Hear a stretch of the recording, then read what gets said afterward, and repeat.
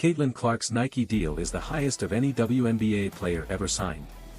She's got a Gatorade deal worth $50 million with her own flavor. She's the first female State Farm endorser in the company's history. So, when Angel Reese goes on social media calling herself the league's biggest crossover star, you have to wonder if she's looked at any of these numbers. We've got the receipts and they don't line up with her story at all. Especially now that Caitlin Clark's new shoe just took over WNBA All-Star Weekend and is predicted to sell out in minutes while Reese continues to be in the bargain bin. Why is Reese so jealous of Caitlin? Let me know down in the comments below. 3 totally different personalities. Olivia Miles standing there like, I thought I was the MVP. Then you have Caitlin Clark like, why is she saying my name right now? And then you got Angel Reese. Like, really? I hate Caitlin. 3 minutes into the All-Star game and Caitlin Clark already has 11 points on the board. She's pulling up from 33 feet, then 37 feet. Logo 3 is falling like she's just messing around in an empty gym. No warm-up, no easing into it. She just starts cooking from the opening tip like the game already means something. And in an event where everybody expects a layup line with a scoreboard attached, that's not normal. That's a statement. By the time the final buzzer hits, Clark takes over and both the United Center and the internet are losing their minds at the same time. That kind of line doesn't happen by accident in an exhibition game where nobody plays defense. It happens because one player decided the words All-Star Game didn't mean take the night off. Earlier this season, you had outlets trying to frame her impact as overblown. Like the attention was more hype than substance. And it wasn't just Clark deciding to go this hard. Even her peers got pulled into it. A'ja Wilson trying to get out of the way during a Reese layup attempt ends up blocking the shot by accident and the whole exchange turns into both players cracking up on the court. Wilson later says she never expected to be blocking shots in an all-star game, and honestly that's the whole story of the night. One team came to play defense like it mattered. The other team, including Reese, looked like they were still in shutdown. Clark's teammates fed off her all night. Aaliyah Boston and Kelsey Mitchell talk about that family vibe they've got, the trust that's built up over a season of playing next to each other. And Lexi Hall and Sophie Cunningham bring that same physical, no-nonsense energy that matches Clark's intensity instead of coasting through it. When Clark's trapping on defense, running shooters off the line, actually competing in a game where competing isn't required, her teammates match it instead of watching her do it alone. That's not something you fake for one weekend. That's chemistry built over months. How excited they were to play together here in the All-Star game as Wilson flicks it in off the feet, backing away, firing a deep 3, and hitting. Nearly 20,000 people packed into the United Center for this game. And that's not a normal number for an All-Star game. That's a record. Resale prices tell the story even better. Tickets that used to run about $71 are going for $343 on game day. When Clark's trapping on defense, running shooters off the line, actually competing in a game where competing isn't required, her teammates match it instead of watching her do it alone. That's not something you fake for one weekend. That's chemistry built over months. How excited they were to play together here in the All-Star game as Wilson flicks it in off the feet, backing away, firing a deep 3, and hitting. Nearly 20,000 people packed into the United Center for this game. And that's not a normal number for an All-Star game. That's a record. Resale prices tell the story even better. Tickets that used to run about $71 are going for $343 on game day. That's not general league growth. That's one player's name driving demand hard enough to triple ticket prices in a single year. And that contrast between Clark's effort and everyone else's showed up all game long. While some players jogged through possessions and treated defense like a suggestion, Clark's out there trapping ball handlers and sprinting, back in transition like it's a playoff game. Paige Bueckers even jokes with her mid-aim asking if she's going for MVP because at that point it's obvious nobody else on the floor is playing at that speed. Ratings, numbers, and ticket sales for this event. Hit marks the league has never touched before. And every arrow points back to one name driving it. That's on-court proof of what Clark means to this league right now. And it's the exact reason what happened next. Off the court in the sneaker world made total sense the second it started trending. How many sneakers can one player drop in a single weekend and have every single one expected to sell out? Nike answered that question during All-Star Weekend by rolling out multiple colorways of the Caitlin One all at once. There's a gradient all-star edition that fades from hot pink into university gold with metallic silver and blue accents that pop under arena lights. Then there's the white label, a player-exclusive all-white pair with metallic silver details that fans only got to see because Clark herself started teasing it online. That's two shoes competing for attention in one weekend, and both of them blew up instantly. Girl, Caitlin Clark is onto something. Now, when I say this woman is onto something, I mean she's really close to it. Really close. She could sniff it. She could smell it. She could even push that button. But instead, she like right next to it. And I'm talking about with her hoop shoes. These bad boys right here are just kind of mid. They really are. But one thing is saving them. One thing in particular, and it's the goddamn gradients. The gradient colorways are going to save this bad boy every single time. And the WNBA All-Star Weekend pair is nothing less than doing so. It's nothing less than great. It's nothing less than phenomenal. A gradient on this silhouette with these materials is a 97 out of 10. This isn't a uneandone launch. Nike mapped this whole thing out from June all the way to October, spacing out colorways like racer blue, purple, yellow zest, and snow white. So, Clark's shoe stays in the news for 5 straight months instead of one big weekend. The official racer blue pair drops October 1st, 2026, priced at $140. And that's just the next domino in a line Nike's been setting up since the start of the year. Some critics said back in February that one signature shoe was plenty, that Clark didn't need this kind of rollout to prove herself. Nike ignored that completely and went bigger anyway, and it paid off within hours of each new colorway hitting timelines. Fans started camping in digital carts the second the all-star gradient pair got teased, refreshing pages and messaging each other screenshots of restock alerts. Resellers didn't even wait for a real release. They were already flipping early pairs and player exclusives within hours of them showing up online.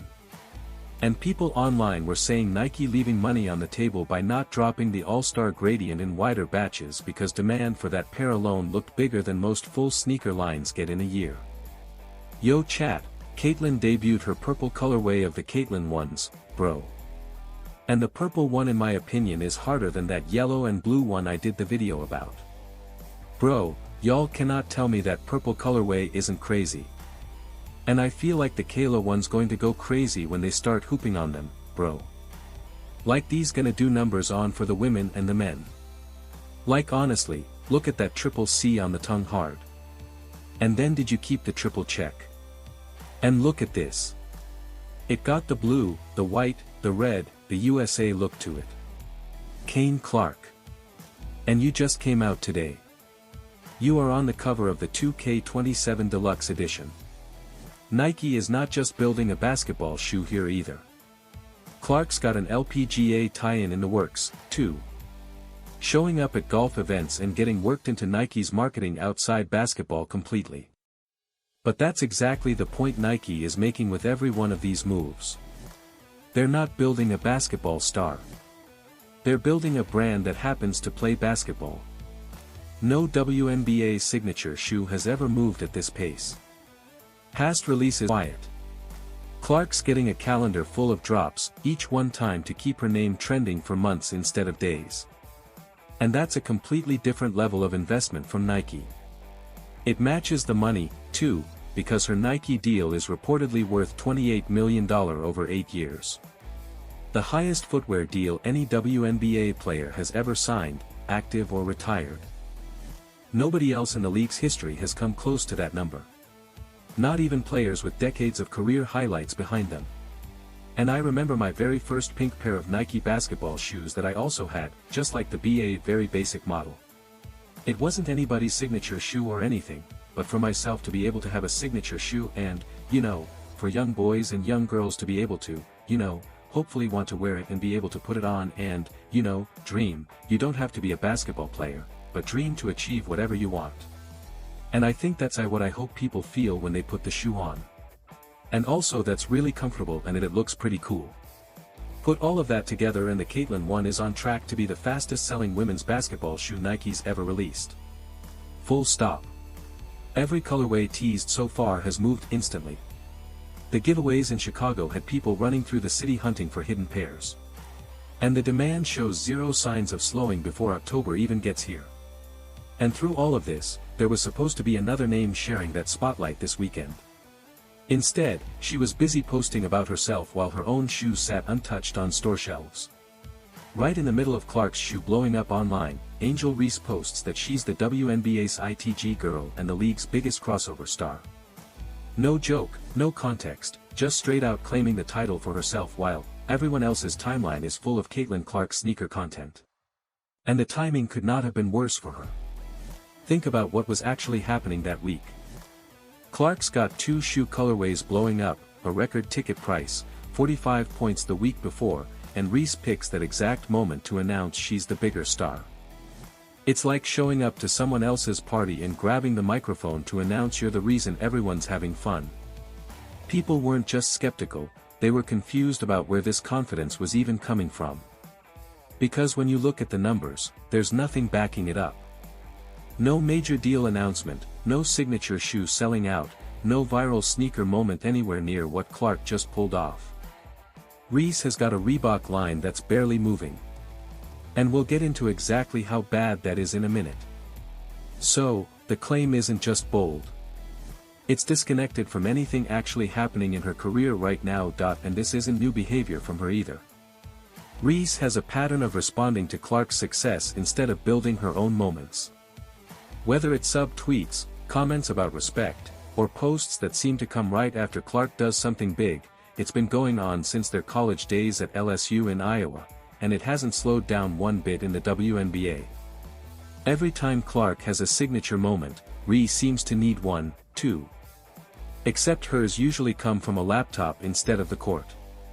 Speaking of the court, let's bring back that all-star stat line because it matters here. So, while she's calling herself the biggest crossover star in the league, her own box score from that weekend tells a completely different story. That's not a bad break.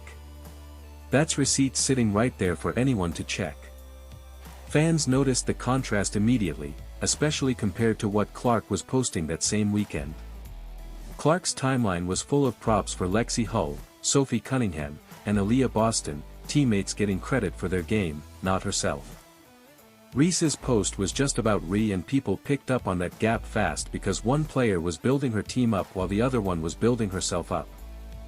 The pylon started almost instantly.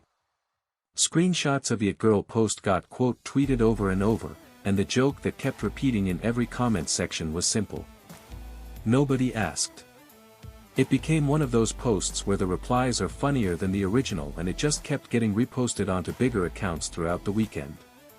Even commentators who usually stay neutral on Reese and Clark drama seemed caught off guard by the timing, openly asking why she'd picked that exact weekend to make that exact claim. At this point, people covering the business side of the league are pointing to this post as the moment that explains everything. It's turning into the go-to example for why companies are hesitant to attach their name to Rhea. Because self-promotion without results is exactly the kind of thing sponsors run from. And once you start looking at where the actual endorsement money is going, the gap between her claim and Clark's real portfolio gets even harder to ignore. Drop a comment below and leave a like if you're part of Team Clark. $28 million over 8 years.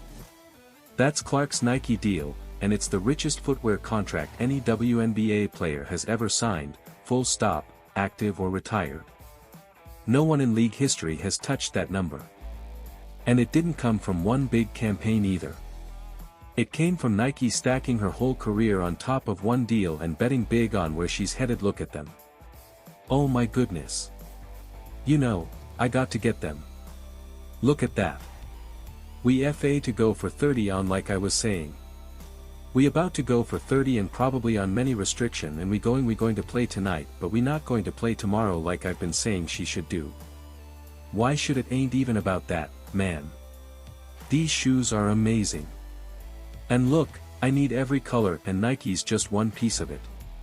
Wilson gave her a signature basketball line, and nobody's gotten that kind of deal from Wilson since Michael Jordan got his back in the day.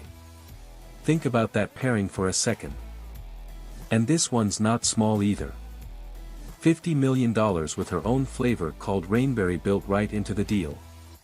Gatorade actually brought back a flavor Clark loved as a kid and turned it into her signature drink, which is the kind of personal touch that makes a partnership feel real instead of just another logo slap. When it launched, Gatorade's own website crashed from demand and the flavor sold out almost instantly. And that's proof her pull goes way past basketball fans into people who just like her as a person.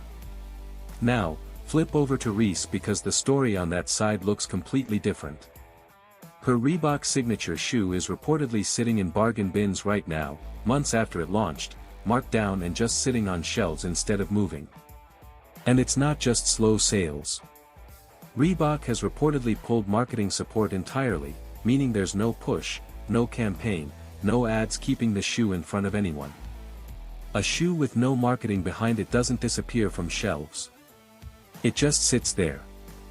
And that's exactly what's happening right now. Appreciate it.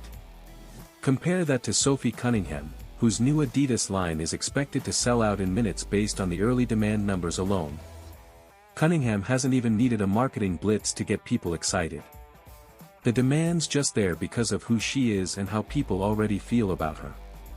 So, you've got one Fever player with a shoe that's about to disappear off shelves in minutes, and one Sky player whose shoe can't move even with a discount sticker slapped on it. Sponsors aren't chasing controversy.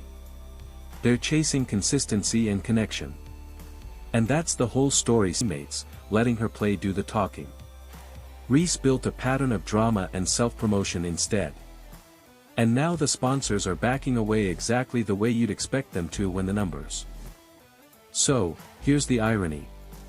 Sitting right in the middle of all of this, a player who called herself the league's ITG girl can't move a discounted shoe off a shelf, while her own teammate and a rival guard both have product that's expected to sell out within minutes.